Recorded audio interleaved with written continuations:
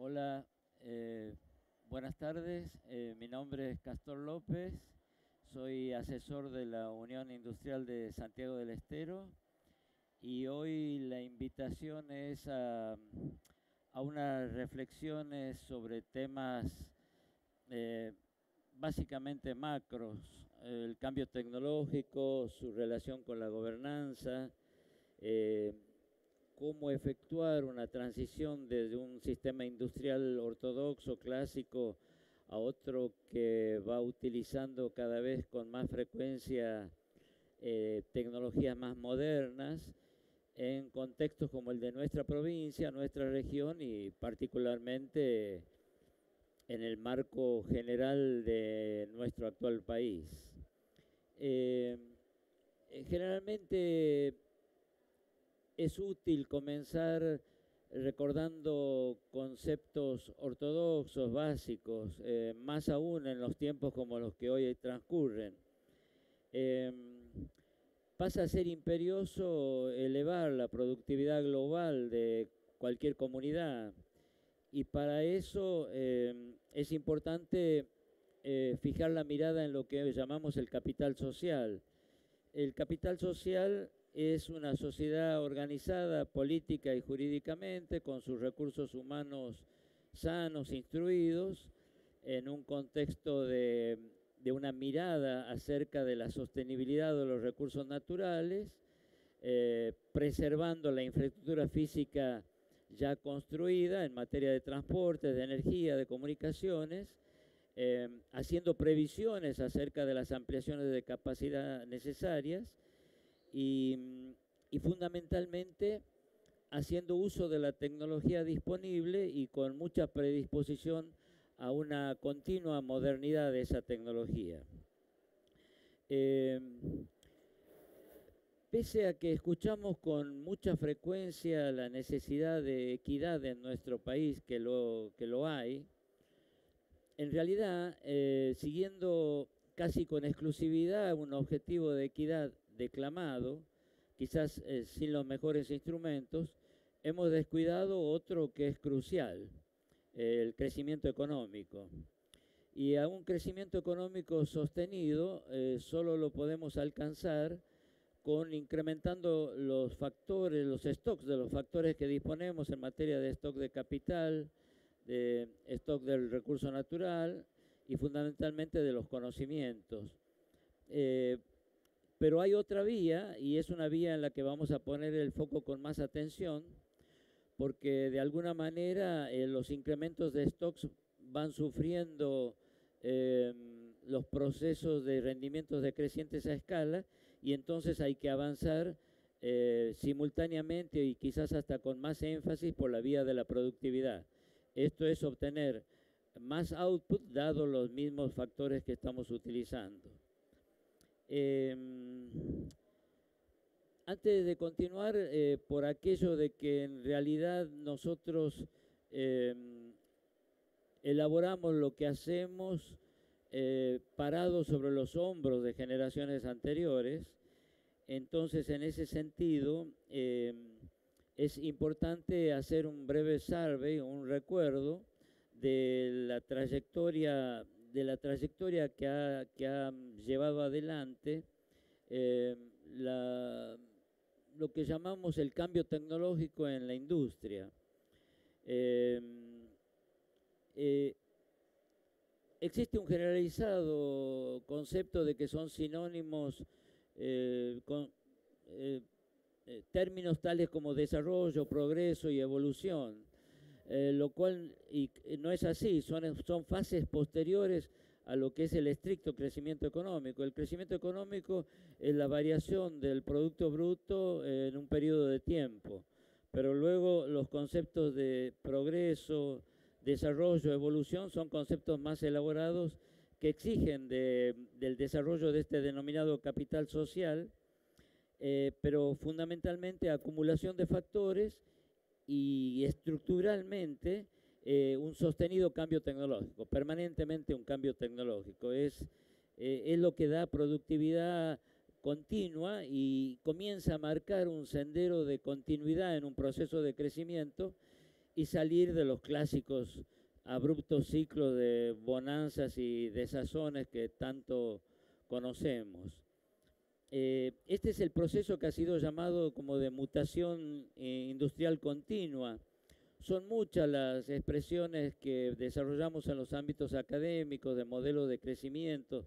Los que han pasado por ellos conocen los Harold Doman, Solow Swan, Cobb Douglas, todos modelos matemáticos de crecimiento, pero en todos ellos es fundamental adicionarle algo que Joseph Schumpeter, un pensador, colocó, que es las ideas y los conocimientos incorporados, es lo que lo va a hacer sostenible.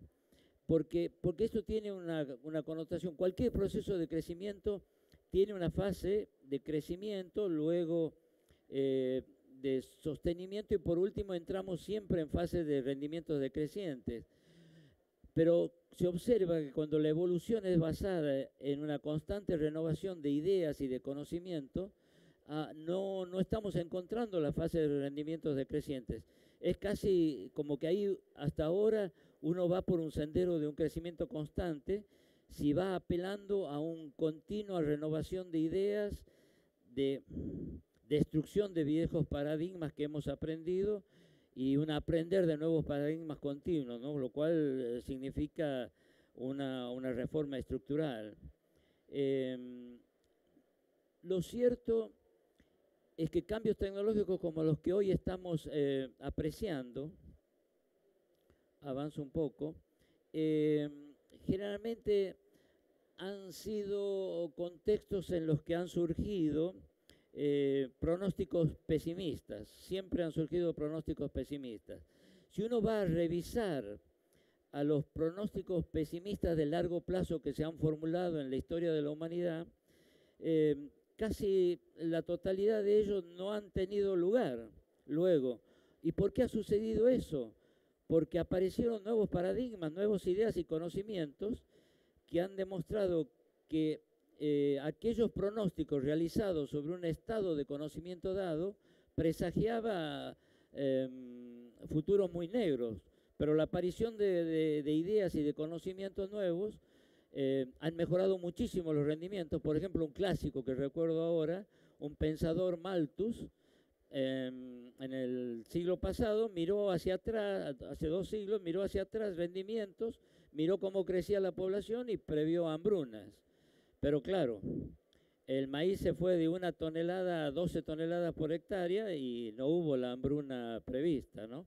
No lo podemos culpar a Malthus, él tenía una tecnología. Luego, bueno, uno quiere decir que los cambios históricamente siempre intimidaron y angustiaron, pero más aún cuando se hacen en contextos tan veloces como los que suceden actualmente, porque entonces ya es una cadena de cambios, ya no son olas que suceden con alguna frecuencia. Está muy claro cuándo fue la revolución, la primera revolución industrial, la segunda, la tercera, la cuarta, pero de la cuarta en adelante ya esto parece para, llevando como si fuera un guardavidas, comenzó un mar de fondo. Venía la ola de un cierto tamaño y a un cierto ritmo, y las olas ahora vienen con tamaños crecientes y con ritmos acelerados una tras otra. Tanto es así que pensadores actuales ponen en duda si en qué estamos, en la 4.0 o en la 5.0 ya de las revoluciones tecnológicas. Y probablemente detenernos en eso sea improductivo. Reitero, por la frecuencia con que están sucediendo los cambios. Como una conclusión que estimamos relevante de lo expuesto hasta ahora, uno podría decir que la única limitante de progreso de una sociedad hoy es la escasez relativa de las ideas racionales y del conocimiento, especialmente del tecnológico. Si nos seguimos fijando en los recursos naturales o en la infraestructura que disponemos como vías exclusivas de crecimiento, nos equivocamos. Hoy las limitantes son realmente las ideas y el conocimiento que podamos llevar a cabo. hemos sido testigos de transformaciones de gran relevancia. Acá viene un punto en el que en esta reflexión nosotros hacemos como un enlace entre las globalizaciones y las revoluciones industriales. Estamos, como todos estamos, asombrados de la velocidad de los cambios actuales. Podría dar 1000 ejemplos. La brevedad del tiempo que uno dispone hace que vayamos a otras cuestiones. Pero podemos pensar que en realidad la primera gran globalización ocurrió hace más de 500 años con el descubrimiento del continente americano, aquel mundo que era solo parte de la Europa que hoy conocemos y parte de la Asia que conocemos, pasó a tener, bueno, ese descubrimiento fue realmente la primera globalización, unas importantes disrupciones en materia de transporte, de cultura, de economía, y generó resistencias, dudas, incertidumbres, que en términos relativos a las actuales quizás hayan sido mayores. Tenía previsto relatarles un poco la primera, la segunda revolución, tercera, cuarta, pero ustedes están muy al tanto que la primera fue la matemática de Euler acompañada de energía hidráulica, calor, máquina de vapor, siglo XVIII. La segunda, siglo XIX, energía eléctrica, producción en serie, especialización laboral, economía de escala, los métodos de producción introducidos por Ford y Taylor. La tercera, el pasado siglo XX, automatización de procesos productivos, electrónica, todo ello después de las muy penosas dos guerras mundiales. Y ahora, bueno, en esta que ustedes saben, irrupción de informática, introducción de lo digital en la producción, sensores electrónicos, big data, inteligencia artificial. Ahora, pasemos brevemente al contexto actual. Primera cuestión, parece que seguimos transitando el camino hacia la aldea global, aquel concepto que parece irreversible, profetizado por Marshall McLuhan hace varias décadas. Ahora, las preguntas que nos hacemos en este documento es en realidad si estamos abriendo varias cajas de Pandora simultáneamente. Esa es la pregunta que planteamos. En términos actuales, nos encontramos ya en una plataforma global en pleno desarrollo, abriendo demasiadas ventanas simultáneamente. Somos un nuevo Homo sapiens moderno, también cazador y recolector, no en los términos de la historia de la humanidad, sino que ahora estamos adquiriendo permanente y rápidamente nuevas habilidades para recolectar y cazar información. Toda una información que acumuló la humanidad a lo largo de décadas, que antes estaba muy fragmentada. Ahora ya sabemos cómo clasificarla, cómo integrarla, cómo organizarla, cómo comprenderla e incluso cómo presentarla. Y estas formas de presentación se hacen inevitablemente con ciertos sesgos. Entonces, esta globalización de la Internet de las cosas, de las redes sociales, donde agregamos y desagregamos continuamente información, está generando tribus, para seguir usando terminología de la historia de la humanidad. Somos archipiélagos económicos, sociales, políticos, étnicos, lo que ustedes quieran, y así incluso de la mano del crecimiento de la llamada economía del conocimiento, está surgiendo con mucha fuerza, en términos sociales y políticos, la fortaleza de ciudades-estado en vez de las naciones. Al cobrar tanta fuerza los servicios del conocimiento, las ciudades se sienten estados y se sienten con idiosincrasias propias, culturas diferentes, y comienzan a ver que si el país en el que están insertos no lo acompañan, las ideas independentistas surgen en muchos lugares, que a veces no son bien miradas. O sea, hoy podríamos decir que podemos navegar ese inmenso mar de información que hasta ahora nos abrumaba. Aquí surge otra pregunta. Bueno, tenemos estas modernas cartas de navegación. Ahora, Estas cartas de negociación que nos llevan a nuevas zonas de confort, eh, al igual que realidades paralelas, nos llevan a puertos deseados, ignorando racionalmente otras posibles opciones que quizás resulten más convenientes. Hubo un pensador libanés, Nassim Nicholas Taleb, que escribió El Cisne Negro, no sé si lo leyeron, que es un libro obviamente clásico de colección, en el que él le llamó cisnes negros a la aparición de hechos globales imprevistos y de gran impacto negativo, que básicamente la condición de global, imprevisto, de magnitud y de impacto negativo.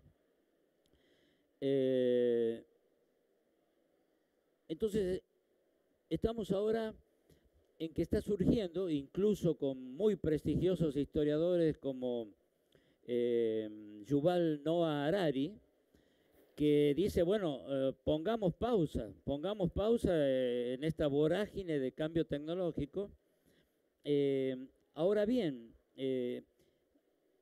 con todo el respeto que merece Harari, no estará impidiendo un nuevo renacimiento en la era de la humanidad, o nos está salvaguardando de un cisne negro importante. También podríamos decir, estaremos así recreando una moderna Edad Media si hacemos caso a ponernos en modo pausa. Primero, ¿es posible ponernos en modo pausa? La primera pregunta. Y si pudiésemos, ¿no estaríamos viendo otra vez las sombras de la caverna de Platón? Y solo eso. Son todas preguntas que voy dejando en el... Lo que sí sabemos es que la moneda está en el aire y que no sabemos si va a caer en cara o seca, pero lo relativamente concreto es la aparición de la llamada inteligencia artificial. Acá sí les hago un breve raconto, porque a ese proceso uno lo ha vivido, lo ha visto nacer y lo ha observado con asombro, porque no pensaba que iba a tener ese recorrido. Primero, que no es un concepto tan antiguo, ya a mediados de la década de 1950 ya alguien hablaba de inteligencia artificial como una alternativa a la inteligencia natural. Ahora, ese sendero de evolución ha transitado de que solo era, la inteligencia artificial era solo reactiva cuando nació, solo estrictamente reactiva, sin capacidad para formar recuerdos. De allí pasó a tener una memoria cada vez creciente, aceleradamente creciente, pero siempre limitada. Después apareció la teoría de la mente, que permitía ya la interacción social, interpretando hasta emociones humanas básicas y colocándolas en los asistentes virtuales. Y hoy ya estamos en la fase que los expertos dicen de autoconciencia, Esos son el ChatGPT, el OpenAI, el MetaAI y todo lo que hoy está. Es más, a fuerza de ser sinceros, esta presentación la hizo un ChatGPT.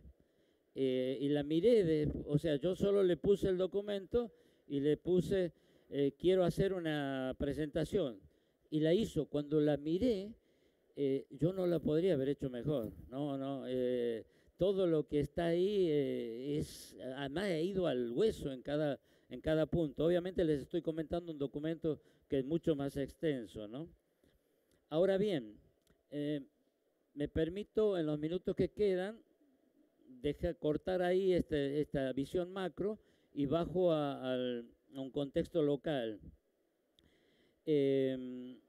Básicamente por la institución que represento, la Unión Industrial de Santiago, en el que cómo se mira todo esto que hemos comentado desde un plano local, de una provincia, de una región rezagada en términos a otras regiones del país, pero que está procurando intentar un despegue rápido. Ustedes lo están viendo, segunda vez que Smart City se reúne en Santiago, cómo hacer un upgrade provincial.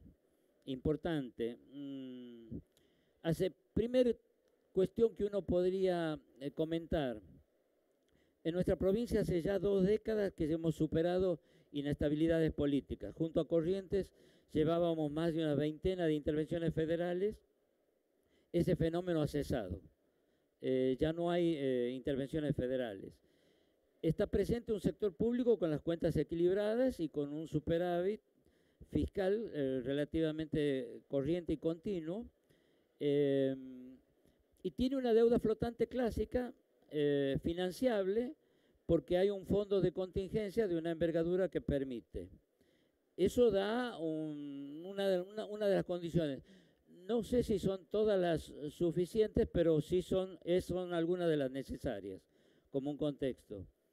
Y así como un modo de ejemplo, el sector privado en su conjunto, en los últimos 25 años, en lo que es el factor comparativo más ventajoso que tenemos, el factor tierra, somos una provincia de más de 13 millones de hectáreas, la superficie cultivada y cosechada en el último cuarto de siglo ha pasado de medio millón de hectáreas a más de 3 millones de hectáreas. Eso ha sido realizado con un esfuerzo común, continuo, persistente, estoy hablando de casi 3 décadas, de inversiones públicas y de trabajo privado y de inversiones privadas. Pero lo más notable es que cuando uno va a mirar la producción agregada de soja, maíz, trigo, girasol, poroto, carnes de todo tipo, el volumen agregado ha crecido de 1 millón de toneladas anuales a más de 9 millones de toneladas. O sea, que hemos crecido por las dos vías, por la vía de incrementar el stock del factor tierra de una manera más que relevante, 3 veces, pero hemos también incrementado la productividad, 9 veces, con lo cual 9 sobre 3 nos da que hemos tenido un salto de productividad del triple. O sea, entonces uno visualiza allí la concreta potencialidad de un crecimiento económico a futuro, que es el que WISDE desea compartir con todos ustedes hoy. Pero favorablemente a esta circunstancia, el sector público provincial se ha planteado desde hace ya 4 años, en el año 2019, la búsqueda de un conjunto de metas, a las cuales desde la industria hemos visto a 3 de esas metas con especial atención. Una de ellas ha sido decir explícitamente: Santiago ha sido históricamente una provincia que ha oscilado entre un aporte del 0,5 al 1% del Producto Bruto del país, y nos proponemos firmemente al menos duplicar esa producción, llegar a ser 2 puntos del producto del país. Eso nos ubicaría en un producto per cápita similar al promedio nacional, porque somos el 2,3% de la población aproximadamente. O sea, que si llegamos a ese guarismo, nos colocamos en una cuestión no menor, que sería ingresar al promedio nacional. Siempre estuvimos por debajo de eso. La segunda meta del sector público, que nos resulta muy atractiva en la mirada del sector privado, es que el sector público se mira a sí mismo y se dice: voy a comenzar a monitorear mi gestión por objetivos, y en rubros tales como salud o educación. O sea, cuando venga el ministro de Salud, el ministro de Educación, pida infraestructura, pida docentes, indique la cantidad de alumnado, les vamos a decir: bueno, miremos contenidos, miremos evaluaciones, miremos cómo está formando los recursos humanos, que vayan adquiriendo conceptos, criterios, habilidades productivas modernas, porque, bueno, de cara a lo que venimos comentando, eso va a ser crucial para un proceso de crecimiento económico. Y hay una tercera meta que también mira con atención la Unión Industrial, que es la de consolidar un modelo de ordenamiento territorial provincial. O sea, Santiago está muy poblacionalmente, como muchas otras provincias, concentradas en el conglomerado Santiago-La Banda. Entonces es muy importante que haya una visión estratégica de territorialidad, y en eso ahí entramos en el terreno de la interrelación necesaria entre las políticas públicas del Estado y las entidades tales como la Unión Industrial, de Santiago y otras tantas que, que pueden interactuar de una manera muy rápida en términos territoriales. Entonces, lo que visualizamos es que si está la aspiración de una rápida duplicación, de una muy rápida duplicación de la participación relativa en el Producto Bruto Argentino de la provincia, va a ser inexorable una mayor industrialización de la producción santiagueña. Porque estamos muy contentos que visualizamos en planillas de la CEPAL que exportaciones con productos de origen en Santiago significan casi 1.500 millones de dólares anuales. Obviamente que cuando hacemos el desagregado de esos 1.500 millones de dólares, uno visualiza que solo un tercio de aquella producción que les comenté tiene algún proceso industrial y solo en los primeros eslabones de la cadena. De allí que estamos, reitero, muy contentos de que sean 1.500 millones de los que se exportan, pero claramente de aporte al del dinamismo económico provincial es una cifra bastante inferior. Y es la que tenemos que incrementar, porque bueno, Santiago tiene una cuestión contundente, nuestra condición de mediterraneidad. Nos separan 500 kilómetros al menos, de lo que es la puntita sudeste de la provincia del ramillete de puertos del Gran Rosario, que saben que de allí es la salida hacia las exportaciones. Y bueno, también tenemos distancias importantes con los grandes centros de consumo interno, como Rosario, Córdoba, Mendoza o la ciudad de Buenos Aires. Así que el flete para nosotros es una condición, un limitante muy relevante.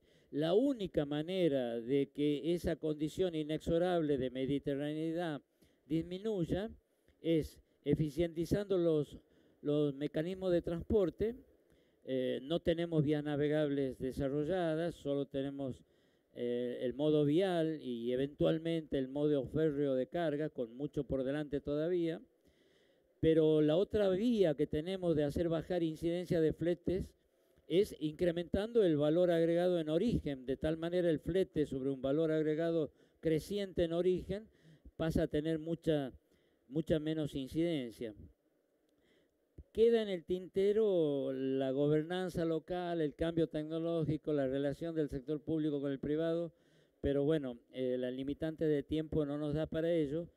Pero bueno, en el contexto de esta Argentina tan compleja en lo político y en lo económico como a la que asistimos hoy, sería factible, con algunas condiciones locales desarrolladas, comenzar a pensar en la posibilidad de un inicio del tránsito por un sendero de un crecimiento económico continuo y veloz.